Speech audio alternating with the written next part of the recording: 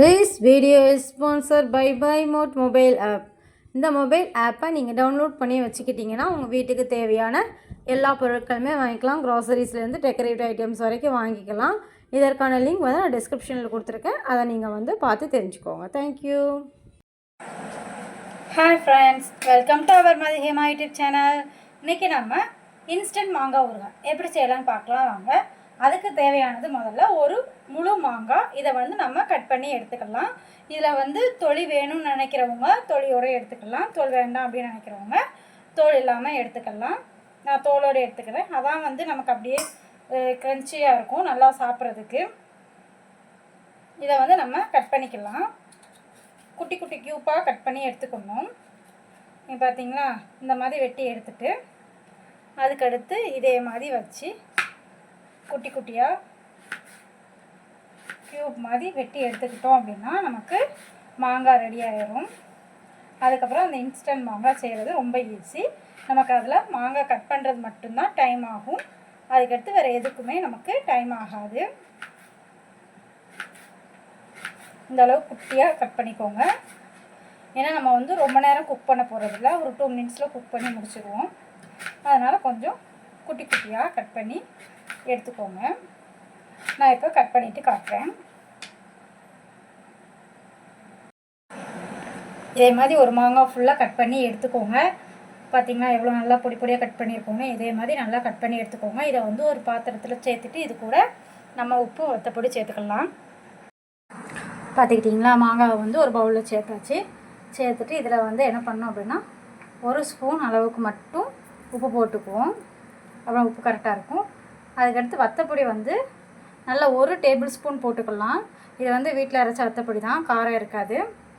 காஷ்மீரி வத்தலும் நம்ம சாதா வத்தலும் சேர்த்து வந்து அரைச்சது. இதில் வந்து கரெக்டாக 1 டேபிள் ஸ்பூன் போட்டுக்கலாம்.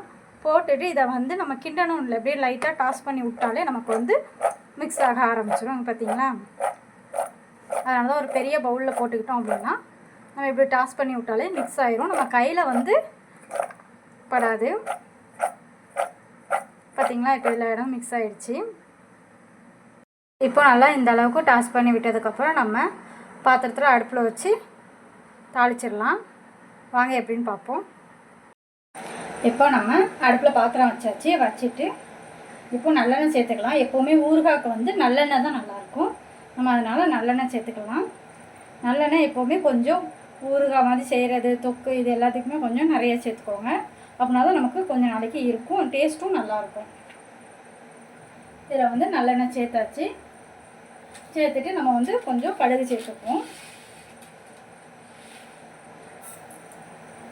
கடுகு கூடவே கொஞ்சம் வெந்தயம் சேர்த்துப்போம். ஏன்னா இது வந்து வெந்தயம் சேர்த்தாதான் டேஸ்ட் வந்து நல்லா இருக்கும்.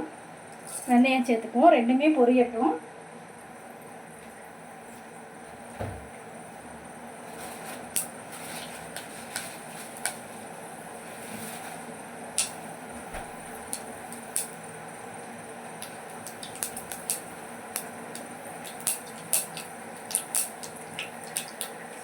ரெண்டுமே பொரிய ஆரம்பிச்சிருச்சு. இப்போ நம்ம கருவேப்பிலை கூடவே 2 வத்தல் சேர்த்துக்கலாம்.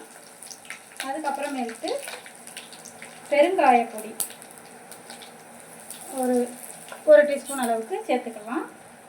அவ்வளோதான். இதை நல்லா கிண்டி விட்டுட்டு நம்ம எடுத்து வச்சுருந்த மாங்காய் மிக்ஸ் பண்ணி வச்சுருந்தோம்ல, இந்த மாங்காவை சேர்த்துட்டு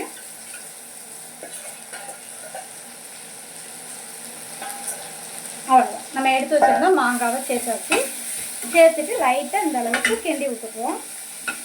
அந்த எண்ணெய் வந்து எல்லா இடத்துலையும் கோட்டாகிற அளவுக்கு நம்ம கிண்டி விடணும். பார்த்தீங்களா, இப்போ எண்ணெய் கோட்டாக ஆரம்பிச்சிருச்சா. எண்ணெய் கோட் ஆனதுக்கப்புறம் ஒரு நிமிஷத்துலேருந்து 1.5 நிமிஷம் வரைக்கும் மட்டும் வேக வச்சாலே போதும். ஏன்னா ரொம்ப வந்துடுச்சு அப்படின்னா அதில் உள்ள க்ரன்ச்சினஸ் போயிடும். அப்புறம் சாப்பிடும்போது அந்தளவுக்கு டேஸ்ட் இருக்காது. இந்த அளவுக்கு எல்லா சைடும் எண்ணெய் படுற அளவுக்கு மட்டும் நல்லா கிண்டி விட்டுக்கோங்க. கிண்டி விட்டுட்டு ஒரு 2 நிமிஷம் மட்டும் வேக வச்சு நீங்கள் எடுத்து ஸ்டோர் பண்ணி வச்சுக்கலாம். நீங்கள் ஃப்ரிட்ஜ்லேயும் ஸ்டோர் பண்ணி வச்சுக்கலாம். வெளியே வச்சிங்கன்னா 2 நாளைக்கு யூஸ் பண்ணலாம். ஃப்ரிட்ஜில் வச்சிங்கன்னா 1 மாதத்துக்கு யூஸ் பண்ணிக்கலாம். இது வந்து தயிர் சாதத்துக்கெலாம் வந்து அட்டகாசமான சைடிஷ்ஷு. தயிர் சாதத்துக்கு சாப்பிட்றவங்களும் இருக்காங்க. இந்த சீசனில் மாங்காய் வந்து ஊறுகாய் வச்சுக்கிட்டோம் அப்படின்னா எல்லா இதுக்குமே சைடிஷாக சாப்பிட்டுக்கலாம். கம்மங்கஞ்சி, கேப்பக்கூழ், அதுக்கப்புறம் தயிர் சாதம், பழைய சாதம், எல்லா இதுக்குமே அல்டிமேட்டான சைடிஷ் இதுதான். பார்த்துக்கோங்க. அவ்வளோதான், இது ரெடி ஆகிடுச்சு. பார்த்தீங்களா, இவ்வளோதான். இந்த ஸ்டேஜில் ஆஃப் பண்ணிடணும். அப்படின்னா தான் நமக்கு அந்த க்ரன்ச்சினஸ் கிடைக்கும். இந்த சைடில் ஆஃப் பண்ணிவிட்டு நம்ம வந்து இதை ஒரு பாத்திரத்தில் ஸ்டோர் பண்ணி வச்சுக்குவோம். அசத்தலான இன்ஸ்டன்ட் மாங்காய் பிக்கல் ரெடி. அடுத்த வீடியோவில் சந்திப்போம். பாய்.